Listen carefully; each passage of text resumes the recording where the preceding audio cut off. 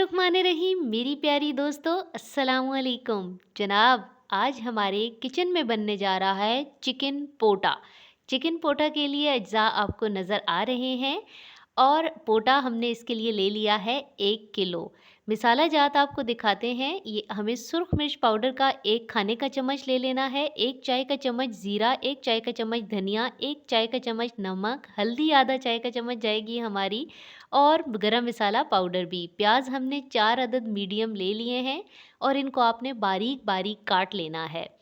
1 kilo हमने chicken का पोटा ले लिया है और इसे बहुत अच्छे से साफ़ कर लिया है। 4 अदद मीडियम टमाटर हमने ले लिए हैं और टमाटर का हमने पेस्ट बना लिया है थोड़ा सा पानी डाल के, और लहसुन अदरक का पेस्ट हमने ले लिया है, धनिया है, सब्ज़ मिर्चें हैं। और स्टार्ट करते हैं जी रेसिपी। अपनी प्यारी सी लशपश करती हुई कढ़ाई में डाल दिया है हमने आधा कप से थोड़ा सा कम ऑयल। बहुत ज़्यादा ऑयल ज़रूरत नहीं है। ऑयल को आप थोड़ा सा गरम कर लें और गरम करने के बाद इसके अंदर आप डाल दीजिए कटी हुई ये जो बारीक प्याज ली थी हमने, वो डाल देनी है। प्याज को यहाँ पे आपने बहुत ज़्यादा गहरा ब्राउन नहीं करना। प्याज को आप थोड़ी देर के लिए 1-2 मिनट के लिए हिलाएं और थोड़ा सा नरम कर लें। जब तक हमारी प्याज नरम हो रही है, वहाँ तक मैं आपको बता दूँ कि टमाटर का जो पेस्ट आपको दिखाया था, तो आप ऐसे किया करें, टमाटर का छिलका उतार लिया करें। आराम से किसी छुरी में टमाटर लगाएं और उसे डायरेक्ट आंच के ऊपर रख दें। आग पे थोड़ा सा रखेंगे तो उसकी जिल्द ऊपर से चटक के उतर जाती है आराम से। उसके बाद आप उसका पेस्ट बना सकते हैं। फिर वो छिलका अच्छा नहीं लगता सालन में, तो आराम से उतर जाएगा। प्याज को आपने नरम कर लेना है। प्याज को पहले भी बताया है कि बहुत ज़्यादा ब्राउन नहीं करना हमने अपनी रेसिपी में। तो प्याज ये जी हमारा यहाँ तक जब पहुँच जाए, तो अब आपने डाल देना है अदरक लहसुन का पेस्ट। अदरक लहसुन के पेस्ट को और प्याज की आपस में आपने अच्छी सी मुलाकात करवा देनी है, ताकि ये इसका जायका पूरा ऑयल के अंदर घुल मिल जाए। 2 मिनट के लिए आप अदरक और लहसुन के पेस्ट को प्याज के साथ भूनें, ताकि ये अपनी खुशबू अच्छे तरीके से छोड़ दे, लेकिन बहुत ज़्यादा आपने इसको भी जलाना नहीं है।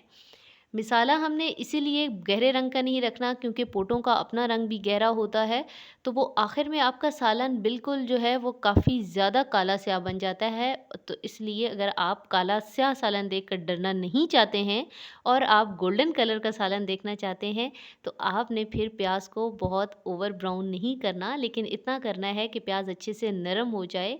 काट भी हमने छोटी छोटी सी ली थी, इसलिए जल्दी प्याज गल जाएगी, नरम हो जाएगी। जनाब, अब देखिए मिसाले का ये रंग आ चुका है, तो अब बिस्मिल्लाहिर्रहमानिर्रहीम हम डाल रहे हैं इसके अंदर पोटे। अल्लाह ताला का नाम लेकर डाल दिए जी हमने पोटे मिसाले के अंदर। और अब आपने ऐसे करना है कि इनको भूनना है और अच्छे तरीके से भूनना है, जब तक कि ये पोटों की स्मेल ना चली जाए। गोश्त कोई भी हो, बार बार वही बात होती है कि भुनाई उसकी बहुत ज़रूरी है। तो भूनते जाएं, इसका कलर चेंज हो जाएगा और वो खुद ही आपको बता देगा। तो 5 से 7 मिनट तक आपने यहाँ पर अदरक लहसुन और प्याज के मसाले के साथ अच्छे तरीके से पोटों को भून लेना है जनाब। तो भूनिए भूनिए, सब्र किया करें। रेसिपी में हर चीज़ आपको बताई जाती है, हर स्टेप बताया जाता है।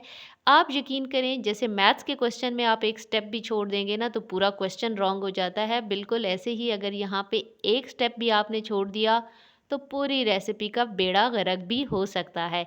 इसलिए अपनी रेसिपी का बेड़ा गर्क होने से बचाने के लिए वीडियो को आखिर तक देखिएगा ज़रूर। और जनाब, अगर आप चैनल पे नए हैं तो चैनल को सब्सक्राइब भी कर दीजिए, लाइक भी कर दीजिए।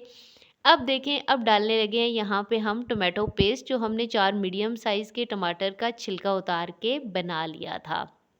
टमाटरों का पेस्ट डालने के बाद इसे अच्छे तरीके से मिक्स कर लें और टमाटरों को थोड़ी देर के साथ पोटों के साथ भून लीजिएगा। जब आप भून लेंगे, तो उसके बाद हम इसके अंदर अपने मसाला जार डालते हैं। हमेशा से यही कहती हूँ कि पहले आप जब टमाटर डाल लें, तो टमाटर थोड़ा बहुत अपना पानी भी छोड़ते हैं। उसके बाद मिसाले डाला करें, ताकि मिसाले जलें नहीं। तो ये देखिए, ये इसके साथ हमें भूनते हुए इतना टाइम हो गया है, तकरीबन 5 मिनट। तो अब इसके साथ भी आपने भूनना है।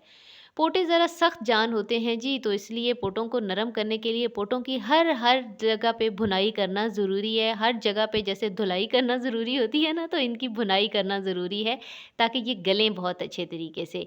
अगर आप इनकी भुनाई नहीं करेंगे, तो ये सख्त जान ही रह जाएंगे। तो ये देखिए जी, हम इनको भूनते हुए अब यहाँ पे भी हमारे 5 से 7 मिनट गुज़रने वाले हैं और अब हम डाल देंगे इसके अंदर ये तमाम मसाला जात जो आपको बता दिए थे। तो मसाला जात हमने शामिल कर लिए हैं और अब दोबारा से वही काम शुरू हो जाएगा, क्या भला? भुनाई। लेकिन उससे पहले हमने ये छोटी-छोटी सी अपनी सब्ज़ मिर्चें खूबसूरत सी काट ली थीं, ये भी हम साथ शामिल कर देते हैं ताकि इनकी भी भुनाई इसके साथ ही हो सके। तो जनाब दोबारा से शुरू हो जाइए अपनी ड्यूटी पर और पोटों को दोबारा से भूनना शुरू कर दीजिए। अच्छे तरीके से आपने यहाँ पर भी इन्हें 10 मिनट तक भून लेना है। टाइमिंग्स का ख़ास ख़्याल रखिएगा क्योंकि टाइमिंग्स इधर से उधर हुई तो आपका सालन ख़राब हो सकता है, गलेंगे नहीं पोटे आपके, तो इसलिए अभी इनको भूनते जाएँ। ये देखिए जनाब 5 से 10 मिनट तक भूनने के बाद इनका रंग ऐसा आ गया है और अब ये अपना रंग निकालते आ रहे हैं। अब आपकी मेहनत वसूल होती हुई नज़र भी आ रही है। इतना खूबसूरत सा रंग इनका आता जा रहा है।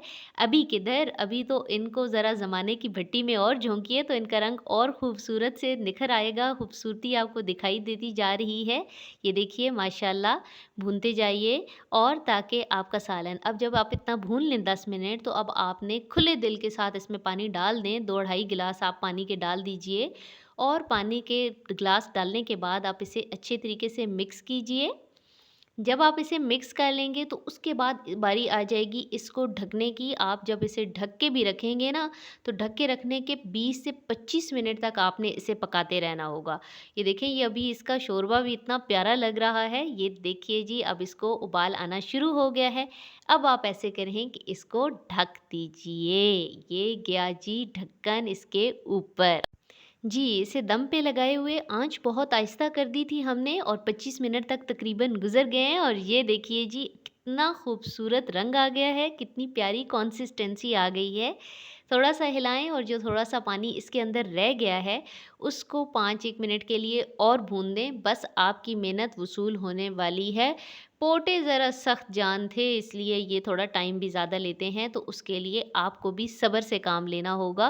और बस जी, सब्र की भी तो इंतहा हो गई है ना हमारी अब इसे भूनते-भूनते, लेकिन आखिर में रिज़ल्ट भी ऐसा ही आएगा और सब्र का फल भी सही चटपटा और करारा आएगा और आप वाह-वाह करने पे मजबूर हो जाएँगे।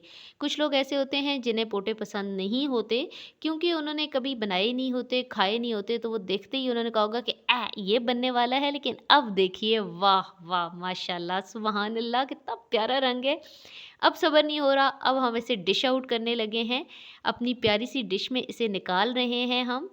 जनाब आप भी इसी तरीके से बनाइए। आप यकीन कीजिए ये चिकन से भी ज़्यादा आपको ज़ायकेदार लगेंगे। चाहें तो रोटी के साथ खाएँ और चाहें तो इसको तो एक-एक करके मुँह में डालते जाएँ तो ये फ़ौरन ख़त्म हो जाता है, पता भी नहीं चलता। गार्निशिंग करते हैं हम इसकी, सब्ज़ मिर्चों के साथ हम इसकी गार्निशिंग कर देंगे, सब्ज़ धनिया भी आप इसके ऊपर डाल दें और ये आपकी प्यारी-सी डिश तैयार है। खुद भी खाइए, घर वालों को भी खिलाइए, उनकी दुआएँ लीजिए, हमें दुआओं में याद रखिए, चैनल को देखते रहिए और सब्सक्राइब करते रहिए। इजाज़त दीजिए, अल्लाह हाफ़िज़।